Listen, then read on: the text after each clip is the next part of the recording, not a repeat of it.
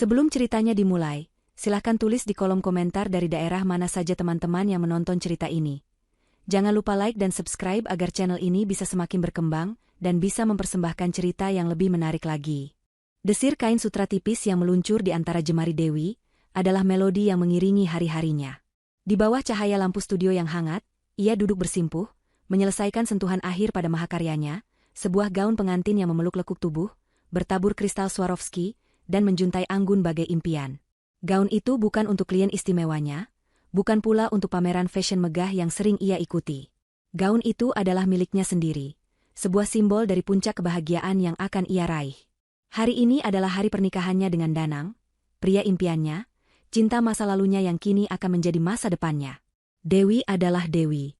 Nama itu sendiri telah menjadi merek dagang di dunia desainer gaun pengantin ibu kota. Dari studio kecil di sudut kota, ia telah membangun kerajaan mode mini, gaun-gaunnya menjadi rebutan para sosialita dan selebriti. Kesuksesan finansialnya memang tak diragukan lagi, namun hatinya mendamba sesuatu yang lebih, cinta sejati yang tak mengenal status. Danang datang bagai jawaban doa. Pria karismatik dengan senyum memikat, pewaris tunggal kerajaan bisnis properti keluarga Wijaya yang terpandang. Sebuah dunia yang begitu kontras dengan latar belakang Dewi, putri seorang penjahit kue sederhana yang menghabiskan masa kecilnya di balik mesin jahit usang. Cantik sekali, Nak. Suara lembut Ibu Rini, Ibunda Dewi, memecah keheningan studio. Wanita parubaya itu berdiri di ambang pintu, matanya berkaca-kaca melihat putrinya yang sebentar lagi akan beranjak menjadi seorang istri. Wajahnya memancarkan kebanggaan dan haru yang bercampur aduk. Ia tahu betul bagaimana Dewi berjuang dari nol, membangun mimpinya selembar demi selembar kain. Kamu benar-benar akan menjadi ratu hari ini. Dewi tersenyum, memeluk erat ibunya. Semua ini berkat doa ibu. Dewi yakin, cinta kita bisa mengatasi perbedaan apapun, Bu. Ia mencoba meyakinkan dirinya sendiri, dan juga ibunya, akan keyakinan teguhnya. Selama ini, ia selalu berpegang pada prinsip itu. Cinta sejati tidak mengenal kasta, tidak memandang harta. Namun, bisik-bisik keraguan kadang menyelip, terutama setiap kali ia bertemu dengan Ibu Lili, Ibu Danang. Sejak awal, Ibu Lili menunjukkan ketidaksetujuannya secara terang-terangan, bahkan tanpa tedeng aling-aling. Saat pertemuan keluarga pertama, tatapan dinginnya menyapu Dewi dari ujung kepala hingga kaki, seolah menimbang setiap inci keberadaannya. Jadi ini calon istri Danang? Seorang penjahit gaun? Nada bicaranya terlalu datar untuk disebut sopan. Dewi mencoba membalas dengan senyum termanisnya, meyakinkan bahwa ia juga seorang desainer, bukan sekadar penjahit. Namun, Ibu Lili hanya membuang muka, seolah jawaban Dewi adalah angin lalu. Danang, di sisi lain, selalu meyakinkan Dewi bahwa ibunya hanya sedikit kolot atau terlalu protektif. Jangan pedulikan dia, sayang. Yang penting kita saling mencintai. Danang akan membelai pipi Dewi, menenangkannya dengan kata-kata manis yang selalu berhasil meredakan kekhawatiran Dewi. Danang adalah dunianya. Pelukannya adalah benteng yang melindunginya dari tatapan menghakimi Ibu Lili. Kata-katanya adalah obat penawar pahitnya kenyataan. Dewi memilih untuk percaya, menutup mata, dan mengabaikan segala ketidaksetujuan itu. Toh, mereka akan menikah, dan itu yang terpenting. Pagi itu, di sebuah aula megah yang disulap menjadi taman bunga surgawi, nuansa sakral dan kebahagiaan berbaur menjadi satu. Ribuan bunga mawar putih dan lili menghiasi setiap sudut, wanginya semerbak memenuhi ruangan. Lampu kristal memancarkan kilau keemasan, menambah kesan mewah dan agung. Dewi mengenakan gaun pengantinnya, berdiri di depan cermin besar. Matanya memancarkan cahaya kebahagiaan murni. Ia adalah Dewi, seorang desainer gaun pengantin yang sukses, dan hari ini ia akan menjadi istri Danang. Tak ada yang bisa merusak momen ini, ia bersumpah dalam hati. Di sisi lain aula, Danang berdiri gagah dalam setelan tuxedo mahal, menanti Dewi di altar. Senyumnya lebar, penuh antisipasi. Ia memandang ke arah pintu, menunggu calon istrinya. Kerlip lampu flash dari para fotografer, tak henti-hentinya menyorot setiap detail, mengabadikan setiap momen persiapan. Para tamu undangan, dari kalangan atas dan kolega bisnis Danang, serta beberapa kerabat dekat Dewi, mulai memadati kursi-kursi yang berjejer rapi. Mereka semua memuji kemewahan dekorasi, keanggunan Dewi, dan ketampanan Danang. Namun, di tengah kemewahan itu, ada aura dingin yang terpancar dari satu sosok, Ibu Lili. Wanita itu mengenakan gaun kebaya brokat berwarna perak, duduk di barisan paling depan dengan punggung tegak, aura kebangsawanannya terasa kaku dan tak tersentuh. Ia tak banyak bicara, hanya sesekali mengangguk kaku pada tamu yang menyapanya. Tatapannya seringkali tertuju pada Ibu Rini, Ibunda Dewi, yang duduk beberapa kursi di belakangnya dengan pakaian sederhana namun rapi. Ada semacam cibiran tipis yang tersungging di bibir Ibu Lili setiap kali pandangannya mampir pada Ibu Rini, seolah keberadaan Ibu Rini adalah noda pada acara megah ini. Ibu Rini, menyadari tatapan itu, hanya bisa menunduk, mencoba terlihat sekecil mungkin, berusaha tidak mencolok. Ia tak ingin mengganggu kebahagiaan putrinya di hari besar ini. Musik orkestra mulai mengalun lembut, menandakan tibanya momen yang ditunggu-tunggu. Pintu besar aula perlahan terbuka, dan Dewi muncul, melangkah anggun di atas karpet merah, diapit oleh ayahnya yang sudah renta. Setiap langkahnya adalah doa, setiap tatapannya adalah janji. Ia memandang Danang, yang tersenyum padanya dari ujung altar. Seluruh dunia seolah berhenti. Hanya ada mereka berdua, di tengah kerlip lampu dan bisikan kagum para tamu. Wajahnya berseri-seri, matanya berkaca-kaca menahan haru. Danang menyambutnya, menggenggam tangannya erat, dan mereka berjalan bersama menuju pendeta. Upacara pernikahan berjalan hikmat. Janji suci diucapkan, cincin disematkan. Dengan ini, kalian resmi menjadi suami istri. Suara pendeta mengukuhkan ikatan mereka. Dewi dan Danang saling berpandangan, senyum kebahagiaan tak bisa disembunyikan. Mereka saling mencium kening, disusul tepuk tangan meriah dari para tamu. Dewi merasa seperti terbang. Semua mimpi indahnya telah menjadi kenyataan. Ia telah menikah dengan pria yang dicintainya, dan ia yakin, ini adalah awal dari kisah bahagia mereka. Kebahagiaan itu begitu pekat, begitu sempurna, hingga ia hampir melupakan sejenak tentang keberadaan Ibu Lili dan segala ketidaksetujuannya. Ia memilih untuk menutup mata, mengabaikan, dan fokus pada kebahagiaan yang kini ada di genggamannya. Resepsi dimulai. Suasana berubah menjadi lebih meriah, dengan hidangan mewah, musik jazz yang menenangkan, dan tawa para tamu yang bercampur baur. Dewi dan Danang berdiri di pelaminan, menyambut satu persatu tamu yang datang memberikan ucapan selamat. Dewi tak henti-hentinya tersenyum, hatinya meluap-luap. Sesekali, ia melirik ibunya yang duduk di meja keluarga, berbincang ramah dengan beberapa kerabat. Ibu Rini juga tampak bahagia, meskipun sesekali ia terlihat tegang ketika pandangannya berpapasan dengan Ibu Lili. Tibalah sesi pidato. Danang mengucapkan terima kasih kepada semua tamu, lalu mempersilakan ibunya, Ibu Lili, untuk memberikan sepatah dua patah kata. Ibu Lili melangkah maju dengan anggun, memegang mikrofon dengan jemari rampingnya. Senyum tipis yang tak mencapai mata terukir di bibirnya. Selamat datang di keluarga Wijaya. Dewi, ia memulai, suaranya tenang namun terdengar dingin. Kami sangat bahagia Danang akhirnya menemukan pendamping hidup. Tentu, ada beberapa hal yang harus disesuaikan. Dewi mencoba memaksakan senyum lebar di bibirnya, seolah pidato Ibu Lili hanyalah rangkaian kata-kata manis belaka. Ia menelan pil pahit cibiran mertuanya, memilih untuk mengabaikan, percaya bahwa cinta Danang adalah perisainya. Di sampingnya, Danang hanya bisa meremas tangannya, senyum tipis, seolah tak berdaya menghadapi sikap dominan ibunya. Dewi berpikir, cinta kami akan mengatasi segalanya. Ia tidak tahu bahwa takdir telah menyiapkan sebuah adegan yang jauh lebih memilukan, sebuah peristiwa yang akan mengubah segalanya, di depan mata semua orang. Setelah pidato singkatnya yang menusuk hati, Ibu Lili melangkah mundur dari podium dengan angkuh, sorot matanya yang dingin sempat melirik Ibu Rini yang masih menunduk di meja. Seolah belum cukup, ia memberi isyarat kepada seorang pelayan yang membawa nampan berisi cangkir-cangkir teh hangat. Teh melati, favorit Ibu Lili, mengepulkan asap tipis, wanginya samar-samar tercium di udara. Pelayan itu, yang terlihat gugup dan canggung di tengah suasana resepsi mewah, mendekat ke arah meja keluarga di mana Ibu Rini duduk. Dewi, dari pelaminan, melihat gerakan itu dengan perasaan tidak enak. Sebuah firasat buruk merayapi hatinya. Ia merasakan ada sesuatu yang tidak beres, tetapi pikirannya langsung menepisnya. Mungkin hanya paranoid.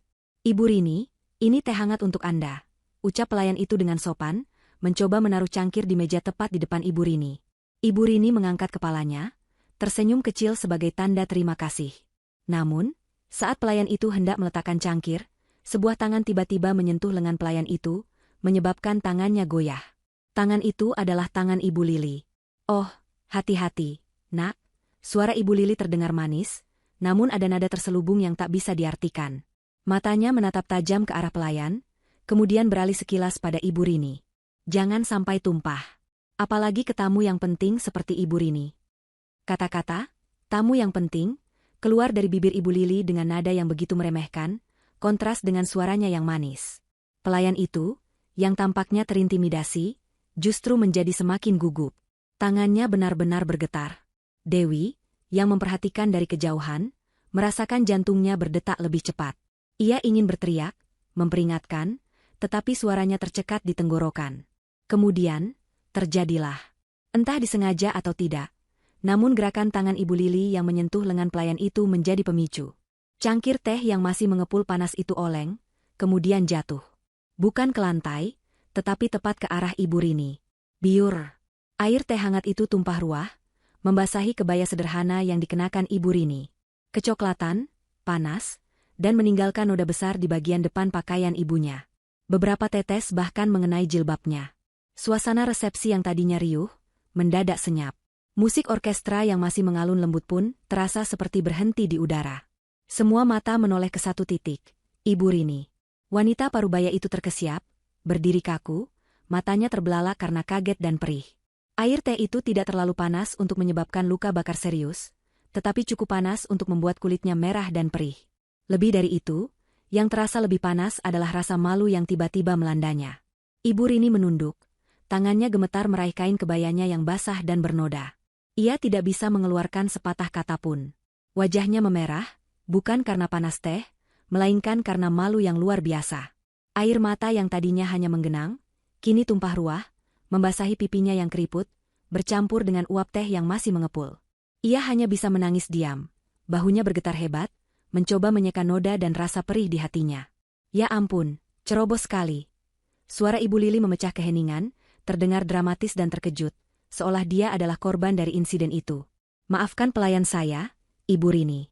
Dia memang sedikit tidak profesional. Ia melirik tajam ke arah pelayan yang kini sudah pucat pasi dan hampir menangis. Kemudian kembali menatap Ibu Rini dengan ekspresi kasihan yang dibuat-buat, namun di balik itu, ada kilatan kepuasan di matanya.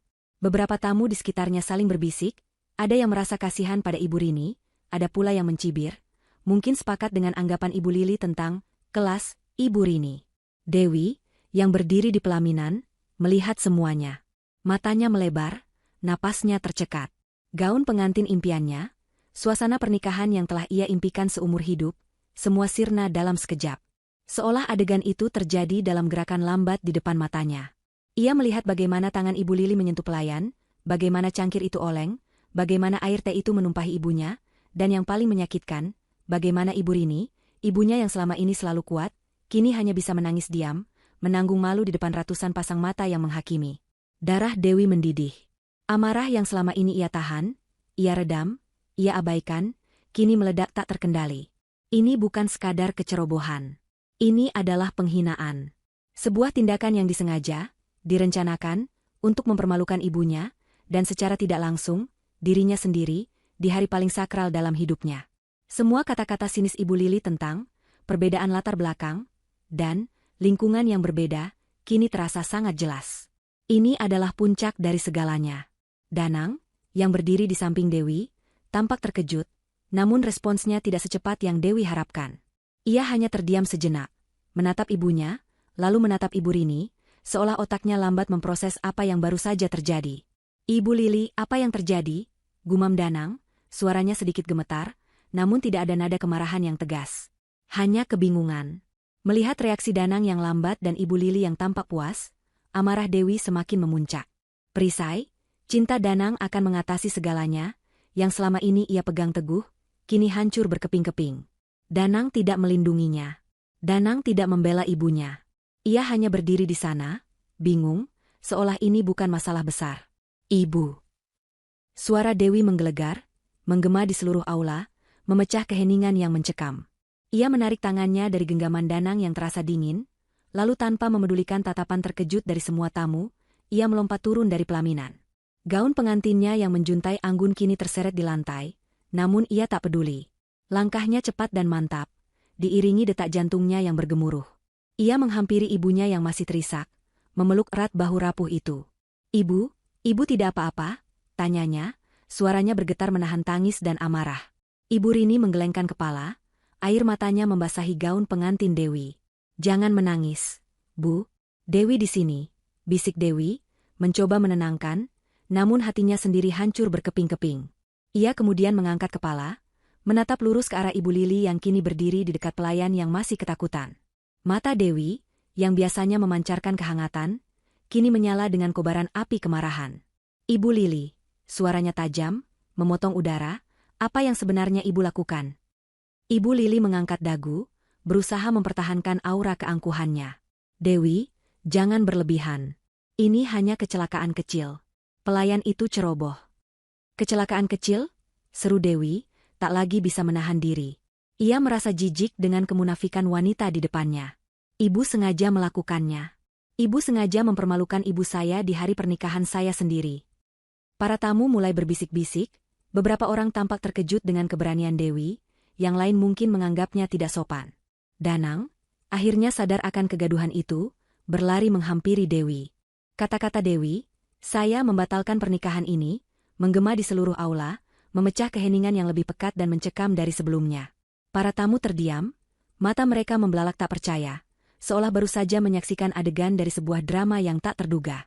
Danang, yang berdiri mematung di dekatnya, tampak seperti patung lilin yang baru saja disambar petir. Wajahnya pucat pasi, matanya kosong, tak percaya dengan apa yang baru saja keluar dari mulut calon istrinya. Ibu Lili, untuk pertama kalinya sejak insiden air teh, menunjukkan sedikit keterkejutan yang tulus, namun ekspresi itu cepat berganti menjadi kemarahan yang membara. Ia merasa harga dirinya, kehormatan keluarganya, baru saja diinjak-injak di depan mata ratusan orang terpandang. Dewi, apa-apaan ini? Danang akhirnya berhasil menemukan suaranya, memegang lengan Dewi, mencoba menariknya. Kamu tidak bisa melakukan ini. Ini hari pernikahan kita. Jangan membuat keributan yang memalukan. Dewi menepis tangan Danang dengan kasar, tatapan matanya menajam, penuh kebencian yang mendalam. Keributan? Anda menyebut ini keributan? Danang? Anda pikir saya akan diam saja setelah ibu saya dipermalukan seperti ini di depan semua orang? Di hari paling bahagia dalam hidup saya? Anda membiarkannya terjadi. Anda tidak melakukan apa-apa. Suara Dewi bergetar, namun bukan karena ketakutan, melainkan karena amarah yang tak terbendung. Ibu Lili melangkah maju, wajahnya merah padam. Dewi, jaga bicaramu. Kamu pikir kamu siapa berani bicara seperti itu pada Danang dan saya? Kamu hanyalah anak seorang penjahit gaun, yang beruntung bisa menikah dengan putra saya. Jangan besar kepala. Penjahit gaun? Dewi tertawa sinis, tawa yang terdengar pahit dan penuh luka. Saya Dewi. Saya desainer gaun pengantin yang sukses, dan saya tidak butuh belas kasihan keluarga Anda. Saya membatalkan pernikahan ini, Ibu Lili. Saya tidak akan pernah menjadi bagian dari keluarga yang busuk dan sombong seperti keluarga Anda. Pengumuman itu bagaikan bom yang meledak di tengah aula. Bisikan riuh rendah segera merebak di antara para tamu. Mereka terbagi dua. Ada yang terkejut dan menganggap Dewi gila, ada pula yang kagum dengan keberaniannya. Beberapa wajah familiar dari kalangan sosialita yang pernah menjadi klien Dewi tampak berbisik-bisik, menatapnya dengan campuran tak percaya dan sedikit kekaguman. Mereka mengenal Dewi sebagai desainer yang tenang dan profesional, tidak pernah mereka melihat sisi Dewi yang seberani ini. Ibu Rini, yang masih di pelukan Dewi, mengangkat kepalanya, air matanya masih mengalir namun matanya memancarkan rasa bersalah. Dewi, jangan, nak, jangan sampai pernikahanmu batal gara-gara ibu. Suaranya serak, penuh penyesalan. Dewi memeluk ibunya lebih erat, menggelengkan kepala. Tidak, Bu. Ini bukan gara-gara ibu. Ini gara-gara mereka. Mereka yang telah menghina dan mempermalukan ibu. Dewi tidak akan membiarkan ini terjadi. Ibu tidak pantas menerima ini. Mata Dewi kembali menatap Ibu Lili dan Danang, kali ini dengan kilatan dendam yang jelas. Danang, lakukan sesuatu, teriak Ibu Lili, menunjuk ke arah Dewi dengan jari gemetar. Tahan dia, pernikahan ini tidak boleh batal. Apa kata orang nanti?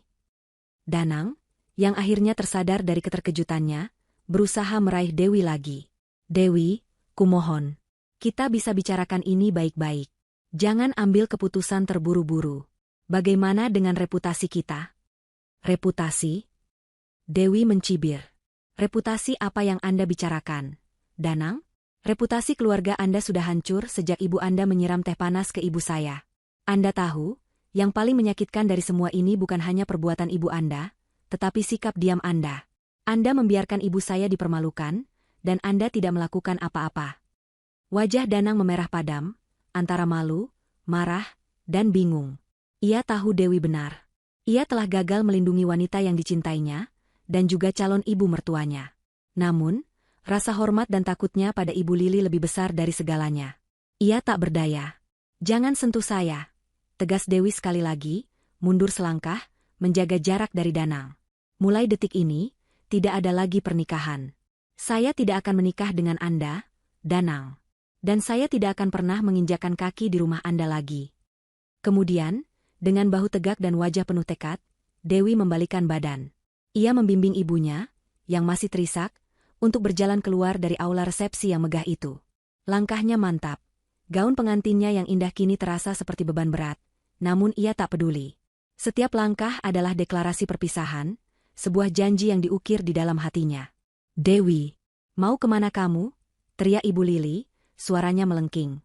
"Ini tidak akan semudah itu. Kamu akan menyesal." Dewi tidak menoleh. Ia terus berjalan, menarik ibunya keluar dari kerumunan tamu yang kini terbelah, memberikan jalan bagi mereka berdua. Mereka melewati pintu besar aula, meninggalkan kemegahan yang kini terasa begitu kosong dan palsu. Suara-suara riuh rendah para tamu masih terdengar samar di belakang mereka, namun Dewi tak peduli. Ia hanya ingin pergi, sejauh mungkin dari tempat penghinaan ini. Di luar aula, langit cerah yang tadinya menyiratkan kebahagiaan, kini terasa ironis. Angin sepoi-sepoi yang bertiup tidak mampu mendinginkan bara api di hati Dewi. Ia memanggil taksi yang kebetulan lewat, membuka pintu, dan membantu ibunya masuk. Ibu Rini masih terisak, menyeka air matanya dengan tisu yang diberikan Dewi. "Maafkan Ibu, Nak.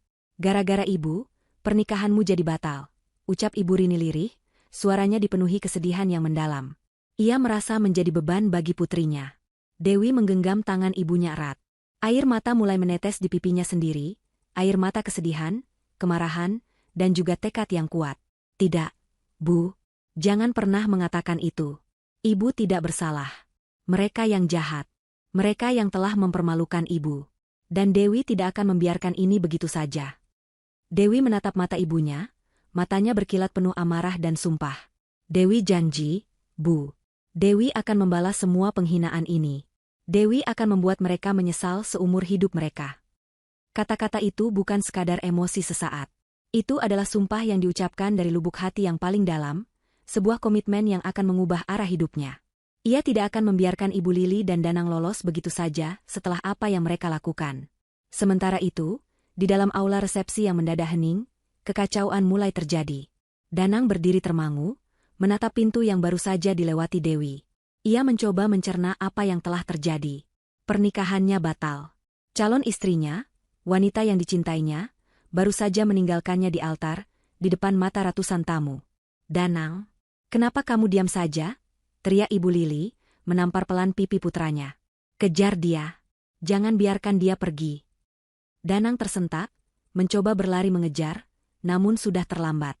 Taksi yang membawa Dewi dan ibunya sudah melaju jauh, menghilang dari pandangan.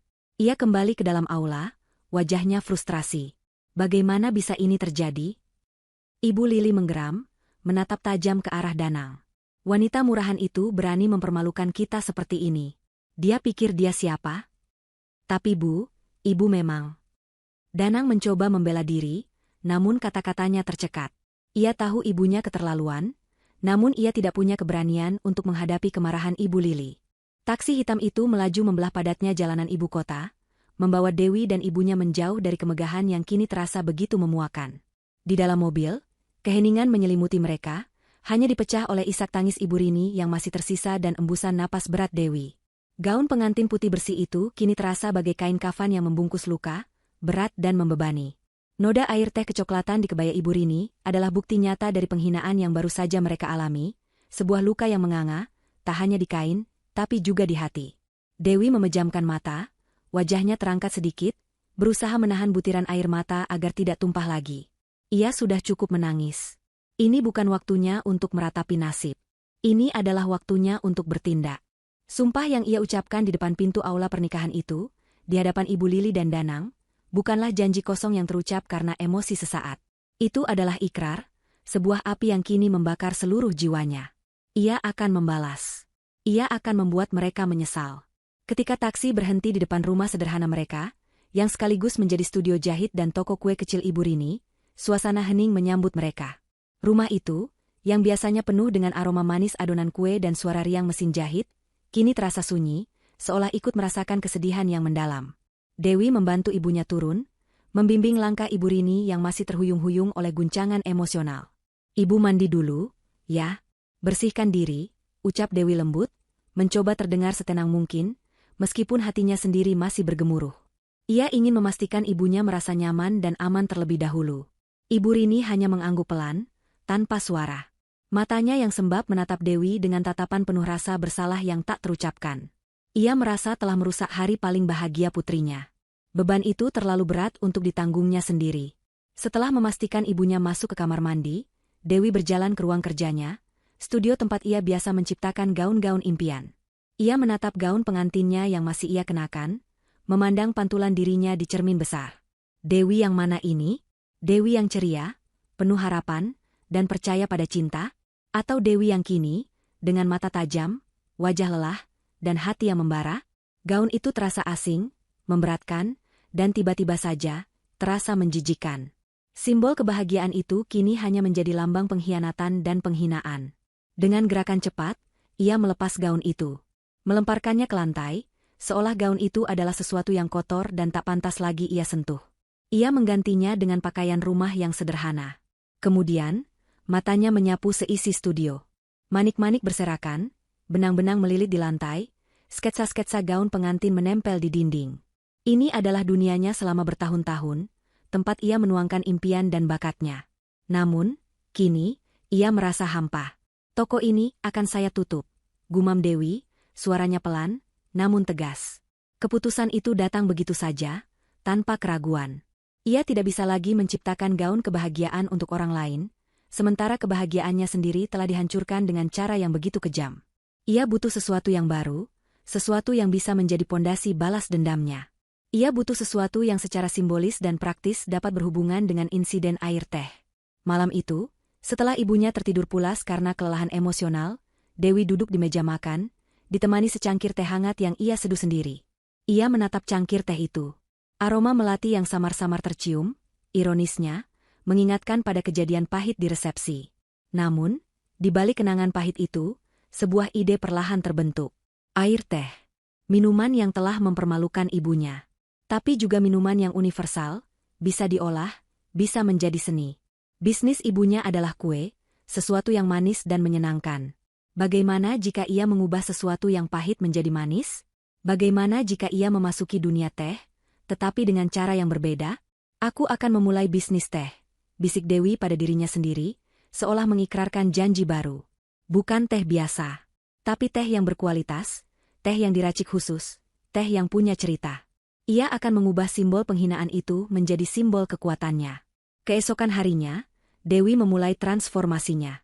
Ia menutup toko gaun pengantinnya, menjual sebagian besar kain dan peralatannya. Keputusan itu mengejutkan banyak orang, terutama para klien setianya. Banyak yang menyayangkan, mengira Dewi menyerah pada keterpurukan. Namun, Dewi tak peduli. Uang hasil penjualan itu adalah modal awal, amunisinya untuk perang yang akan datang. "Dewi, apa kamu yakin?" Ibu Rini bertanya, khawatir. "Bisnis gaunmu sudah sangat sukses, Nak. Kenapa harus memulai dari nol lagi?" Dewi menggenggam tangan ibunya. "Ibu, Dewi tidak bisa lagi menjahit kebahagiaan orang lain, sementara hati Dewi sendiri hancur.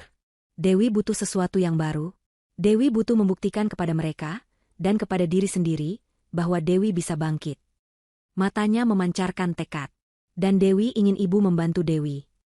Ibu Rini, melihat pancaran tekad yang membara di mata putrinya, akhirnya mengangguk. "Apapun untukmu, Nak, ibu akan selalu mendukungmu." Maka dimulailah perjalanan Dewi yang baru. Ia mengosongkan sebagian besar studio gaunnya, mengubahnya menjadi laboratorium kecil untuk teh. Ia menghabiskan hari-harinya di perpustakaan, membaca buku-buku tentang sejarah teh, jenis-jenis daun teh, teknik penyeduhan, dan budaya minum teh dari berbagai belahan dunia. Ia belajar tentang teh hitam, teh hijau, oolong, puer, teh herbal, hingga teh bunga. Ia belajar tentang perbedaan aroma, rasa, dan khasiat setiap jenis teh. Ia bahkan belajar tentang seni mencampur teh, bagaimana menciptakan harmoni rasa dan aroma dari berbagai jenis daun dan rempah. Tidak hanya teori, Dewi juga terjun langsung. Ia mengunjungi perkebunan teh di puncak, berinteraksi dengan para petani, belajar langsung tentang proses pemanenan dan pengeringan daun teh. Ia berkeliling pasar tradisional, mencari rempah-rempah lokal terbaik seperti jahe, serai, cengkeh, dan kapulaga, untuk menciptakan racikan teh yang unik dan khas Indonesia. Ia tak segan mengunjungi pabrik pengemasan teh kecil, bertanya tentang standar kualitas dan distribusi. Setiap detail, sekecil apapun, ia pelajari dengan cermat dan penuh semangat. Ibunya, Ibu Rini, yang selama ini dikenal sebagai penjahit dan pembuat kue, ternyata memiliki indera perasa dan penciuman yang luar biasa tajam. Pengalamannya meracik resep kue dan minuman tradisional, memberinya kepekaan unik terhadap aroma dan rasa. Ibu Rini menjadi asisten tak resmi Dewi, mencicipi setiap racikan, memberikan masukan, dan membantu menyempurnakan setiap formula. Proses ini juga menjadi terapi bagi Ibu Rini, perlahan-lahan mengobati luka hatinya dan mengembalikan semangat hidupnya. Mereka bekerja bersama, siang dan malam, bahu-membahu, dengan tujuan yang sama, menciptakan teh terbaik, dan membuktikan diri mereka. Awalnya, sulit. Modal terbatas, persaingan di pasar teh tidak main-main. Banyak yang meremehkan, menganggap ini hanya hobi sesaat seorang mantan desainer gaun. Namun, Dewi tidak menyerah. Ia tahu, kualitas adalah kuncinya. Ia fokus pada teh racikan khusus, teh yang bisa disesuaikan dengan selera dan kebutuhan pelanggan. Misalnya, teh untuk relaksasi, teh untuk meningkatkan energi, atau teh dengan aroma tertentu yang mengingatkan pada kenangan indah.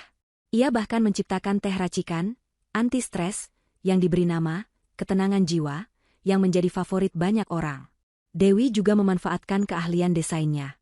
Waktu berputar cepat, membawa Dewi menjauh dari bayang-bayang masa lalu. Bulan demi bulan berlalu, dan bisnis teh racikan Dewi, yang kini resmi bernama Dewi S. Blissful Brews, telah tumbuh melampaui ekspektasinya. Aroma teh melati, teh jahe, dan berbagai ramuan herbal kini memenuhi setiap sudut studio lamanya, menggantikan bau kain dan benang. Toko daringnya berkembang pesat, dan nama Dewi, si mantan desainer gaun pengantin yang berani membatalkan pernikahannya sendiri, menjadi buah bibir. Namun, kali ini bukan karena skandal, melainkan karena kisah suksesnya yang inspiratif. Setiap pagi, saat Dewi menyeduh secangkir teh pertamanya, pikirannya tak pernah jauh dari noda air teh di kebaya ibunya yang ia simpan. Noda itu, baginya, adalah peta. Peta menuju balas dendam. Bisnis teh ini bukan hanya tentang keuntungan, bukan hanya tentang passion. Ini adalah kendaraan. Kendaraan yang ia bangun dengan keringat, air mata, dan amarah yang tertahan, untuk mencapai satu tujuan, melihat keluarga Wijaya menyesali perbuatan mereka. "Kamu terlihat lebih kuat, Nak," kata Ibu Rini suatu sore, sambil membantu Dewi mengemas pesanan teh. Senyumnya kini lebih sering merekah, luka di hatinya perlahan mengering seiring dengan kebangkitan putrinya. "Ibu bangga padamu." Dewi tersenyum, namun senyum itu tidak lagi sama dengan Dewi yang dulu.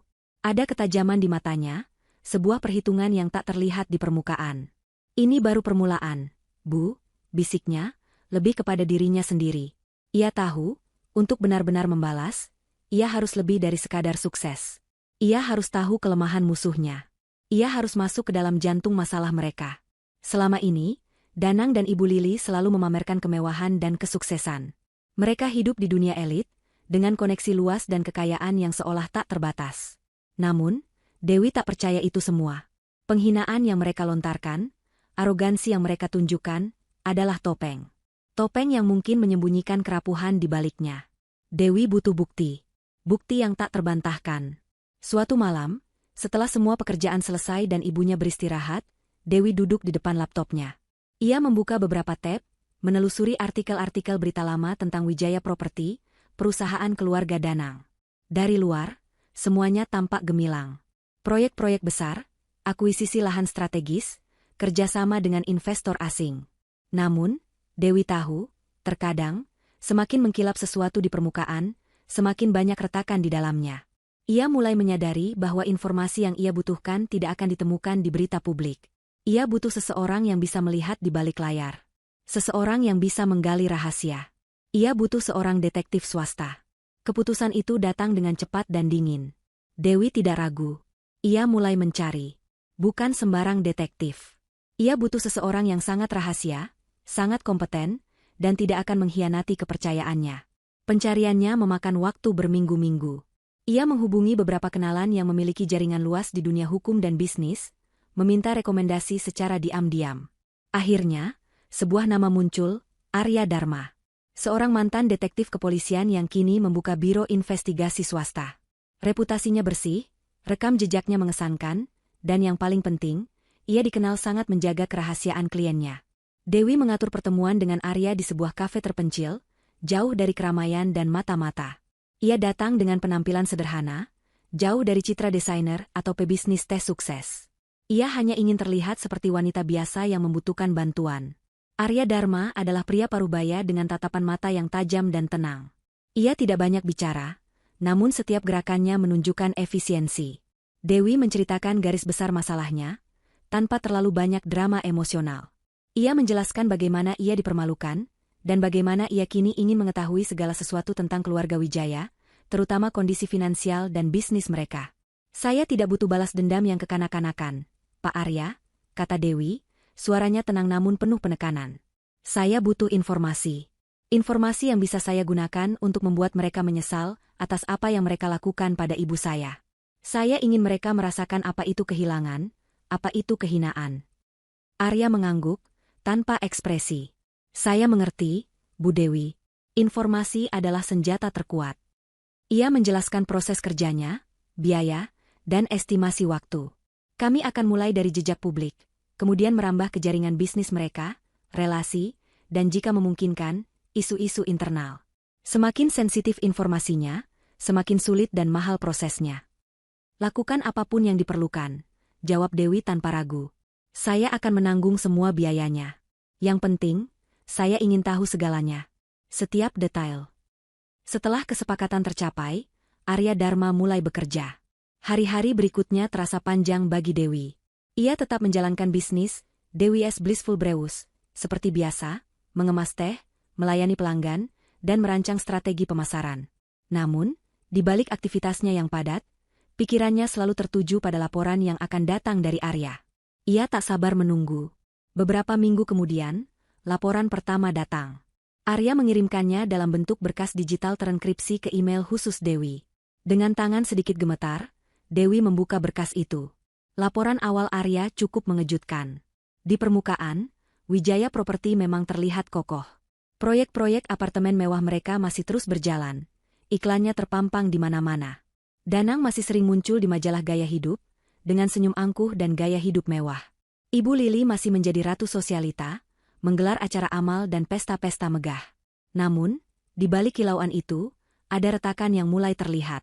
Arya menemukan beberapa indikasi awal. Satu proyek terlambat, beberapa proyek apartemen mewah Wijaya Property mengalami penundaan signifikan. Alasannya resmi adalah permasalahan teknis. Namun Arya mencium adanya masalah dengan perizinan atau bahkan pendanaan. Dua klien yang resah, ada desas-desus di kalangan kontraktor dan pemasok tentang pembayaran yang tertunda dari Wijaya Property. Beberapa vendor kecil bahkan mulai menarik diri. 3 utang bank. Catatan publik menunjukkan Wijaya Property baru saja mengambil pinjaman besar dari beberapa bank lokal, dengan bunga yang cukup tinggi. Ini tidak biasa untuk perusahaan sebesar mereka, kecuali jika mereka sedang mengalami krisis likuiditas. Ini baru permukaan, Bu Dewi, tulis Arya dalam catatan singkat di akhir laporan. Kami sedang mencoba menembus lebih dalam ke dalam jaringan mereka. Ada indikasi kuat bahwa mereka sedang mencoba menutupi sesuatu. Hati Dewi mencelos, namun di saat yang sama, ada kepuasan dingin yang menyelimutinya. Mereka tidak sekuat yang terlihat. Mereka hanyalah rumah megah yang dibangun di atas fondasi yang mulai retak.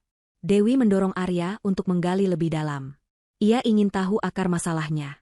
Ia ingin tahu siapa di balik retakan itu. Beberapa bulan berlalu.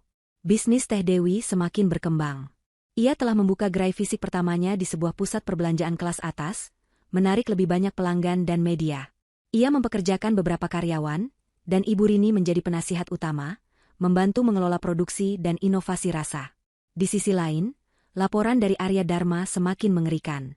Arya berhasil menemukan koneksi melalui seorang mantan karyawan Wijaya Property yang baru saja dipecat. Karyawan itu, yang menyimpan dendam, memberikan informasi yang sangat berharga. Laporan Arya Dharma adalah detonator. Setiap poin yang tertera di sana, dari investasi fiktif hingga perilaku sembrono Danang, adalah bahan bakar bagi api balas dendam Dewi. Ia kini memiliki peta kelemahan keluarga Wijaya. Mereka hanyalah raksasa kertas yang siap runtuh dengan sentuhan yang tepat. Kepuasan dingin itu menyebar di dadanya, mengusir sisa-sisa luka lama. Ini bukan lagi tentang tangisan ibunya di hari pernikahan. Ini tentang keadilan yang akan ia wujudkan dengan tangannya sendiri. Ini semua luar biasa, Nak, kata Ibu Rini suatu pagi, sambil menata kotak-kotak teh, Dewi S. Blissful Brews, di etalase gerai baru mereka di mall. Gerai itu kini ramai dikunjungi pembeli. Bahkan media massa lokal mulai meliput kisah sukses Dewi, si mantan desainer gaun pengantin yang banting setir menjadi pengusaha teh sukses. Dewi tersenyum, namun pikirannya jauh melampaui keramaian gerainya. Ya, Bu. Tapi ini baru permulaan. Ia tahu, untuk membalas dendam dengan cara yang paling efektif, ia tidak bisa hanya mengandalkan Arya Dharma. Ia harus masuk ke dalam lingkaran itu sendiri, menggunakan bisnisnya sebagai gerbang. Danang dan Ibu Lili mengandalkan citra dan jaringan mereka. Dewi akan menghancurkan keduanya dari dalam. Maka, Dewi mulai memperluas sayap bisnisnya. Ia tak hanya fokus pada penjualan retail, tetapi juga mulai membidik pasar korporat dan acara-acara besar. Ia menyiapkan proposal untuk menyediakan teh racikan khusus untuk jamuan hotel bintang 5, acara peluncuran produk perusahaan-perusahaan besar, dan bahkan pasokan rutin untuk kafe-kafe premium. Ini adalah dalihnya untuk memasuki dunia bisnis yang lebih besar, tempat para ikan paus berenang, termasuk Danang dan Ibu Lili. Ia mulai menghadiri berbagai acara jaringan bisnis dan gala makan malam yang diselenggarakan oleh Kamar Dagang atau Asosiasi Pengusaha. Dengan penampilannya yang kini lebih berkelas, tidak lagi dengan gaun pengantin, melainkan setelan blazer elegan yang menunjukkan kepercayaan diri dan profesionalisme, Dewi melangkah masuk ke arena para penguasa ekonomi kota. Di acara-acara tersebut, ia akan memperkenalkan Dewi S. Blissful Brews dengan cerdas. Ia tidak hanya menjual teh, ia menjual cerita di balik setiap racikannya, nilai-nilai ketekunan dan kualitas. Pesona Dewi yang tenang, namun cerdas, membuat banyak pebisnis tertarik. Mereka melihatnya sebagai angin segar di industri yang didominasi merek-merek lama. Pertemuan tak terduga seringkali terjadi. Suatu malam, di sebuah resepsi perayaan hari jadi perusahaan properti besar, Dewi melihat Ibu Lili dan Danang. Mereka tampak angkuh, dikelilingi oleh para pengusaha lain, tertawa dan berbicara keras, seolah tidak ada masalah yang menghimpit mereka. Dewi merasakan gejolak dalam hatinya, namun ia menahannya. Ia bukan lagi Dewi yang naif dan emosional. Ia adalah Dewi yang strategis. Ia menghindar, tak ingin berinteraksi langsung, namun ia mengamati. Ia melihat siapa saja yang berinteraksi dengan mereka, siapa saja yang tampak tertarik dengan pembicaraan mereka. Dari laporan Arya, Dewi sudah tahu siapa saja klien besar Wijaya Property, siapa saja calon investor, dan siapa saja bank yang menjadi kreditor utama mereka. Ini adalah daftar targetnya. Ia mulai mendekati orang-orang di daftar itu, namun tidak secara langsung. Ia akan memulai percakapan ringan, membahas tren bisnis, prospek pasar, atau bahkan sekadar memuji hidangan. Perlahan, ia akan mengarahkan pembicaraan ke sektor properti. Ah, properti ya? Saya dengar Wijaya Property sedang ada proyek besar di kawasan selatan. Dewi akan bertanya dengan nada santai, seolah baru mendengar selentingan kabar. Jika lawan bicaranya menunjukkan minat atau mengonfirmasi, Dewi akan melanjutkan dengan nada prihatin. Oh, benarkah? Saya dengar akhir-akhir ini banyak proyek properti yang menghadapi kendala perizinan atau bahkan likuiditas ya? Semoga saja Wijaya Property tidak mengalami masalah yang sama. Padahal, mereka dulu cukup solid ya. Ia tidak pernah mengatakan bahwa Wijaya Property bermasalah. Ia hanya menanamkan benih-benih keraguan, menggunakan kata-kata seperti, dengar-dengar, semoga tidak, atau, dulu mereka solid, yang secara implisit menyeratkan bahwa sekarang mungkin tidak. Taktik ini sangat halus. Ia tidak menyebarkan fitnah. Ia hanya menyebarkan kekhawatiran yang beralasan dari seorang pebisnis yang peduli. Beberapa pengusaha yang ia temui rupanya juga memiliki keraguan serupa tentang Wijaya Property. Mereka mulai berbagi cerita, keluhan tentang penundaan proyek, rumor tentang kesulitan keuangan. Dewi akan mendengarkan dengan saksama, mengangguk penuh pengertian, dan menambahkan sedikit bumbu. Ya, memang zaman sekarang, reputasi itu segalanya ya, kata Dewi dengan nada prihatin. Saya dengar ada beberapa mantan karyawan mereka yang keluar karena kurang cocok dengan visi perusahaan. Konon, ada perubahan besar di manajemen internal setelah Pak Wijaya, ayah Danang, kurang aktif. Ia tahu ini benar adanya, Arya telah mengonfirmasinya. Informasi yang diberikan Dewi tidak pernah berupa kebohongan langsung, melainkan fakta yang dibengkokkan atau disajikan dari sudut pandang yang merugikan Wijaya Property. Misalnya, mengenai utang bank, ia bisa berkata, "Saya dengar mereka baru saja mendapat kucuran dana segar dari bank. Tentu bagus untuk ekspansi, tapi semoga tidak terlalu memberatkan cash flow mereka di masa depan." Kalimat ini terdengar positif, namun menanamkan pertanyaan tentang beban utang. Di sisi lain, Dewi juga aktif membangun jaringan bisnis yang kuat untuk dirinya sendiri. Ia menjalin hubungan baik dengan para pemasok bahan baku teh, perusahaan logistik, dan bahkan para pengusaha kecil yang memiliki visi serupa dengannya. Ia dikenal sebagai mitra yang jujur, profesional, dan selalu membayar tepat waktu. Reputasinya yang bersih menjadi kontras tajam dengan rumor yang mulai ia sebarkan tentang Wijaya Property. Sementara itu, di kantor Wijaya Property, Danang dan Ibu Lili mulai merasakan dampaknya, meskipun mereka tidak mengerti mengapa. Proyek-proyek yang sudah diambang penandatanganan tiba-tiba tertunda. Investor yang tadinya antusias, mendadak mundur dengan alasan meninjau ulang strategi investasi. Beberapa ban mulai lebih ketat dalam memberikan pinjaman. "Ada apa ini, Danang?" tanya Ibu Lili dengan nada kesal suatu pagi di kantor. "Kenapa investor dari Singapura itu tiba-tiba membatalkan pertemuan? Padahal mereka sudah hampir sepakat." Danang mengerutkan kening. "Saya juga tidak tahu, Bu. Mereka hanya mengatakan ada perubahan prioritas internal. Padahal, saya sudah menjelaskan semua keuntungan proyek kita. Pasti ada yang tidak beres." Ibu Lili menggebrak meja. "Seseorang pasti menyebarkan rumor buruk tentang kita. Tapi siapa? Mereka mencurigai pesaing lama, atau mungkin mantan karyawan yang dipecat. Mereka tidak pernah terpikir bahwa wanita yang mereka permalukan di hari pernikahan, wanita yang mereka seanggap kampungan, dan tidak sederajat, adalah dalang di balik semua ini. Mereka terlalu angkuh untuk melihat Dewi sebagai ancaman." Ibu Lili bahkan sesekali menyewa mata-mata kecil untuk mencari tahu siapa yang menyebarkan desas-desus. Namun, karena Dewi tidak pernah secara langsung menyebut nama Wijaya Property secara negatif, dan semua kekhawatiran yang ia sebarkan terdengar masuk akal, mata-mata itu tidak pernah menemukan bukti yang mengarah pada Dewi. Dewi adalah hantu yang tak terlihat, bergerak di balik bayangan, mengendalikan arus informasi. Beberapa minggu kemudian, kabar buruk datang.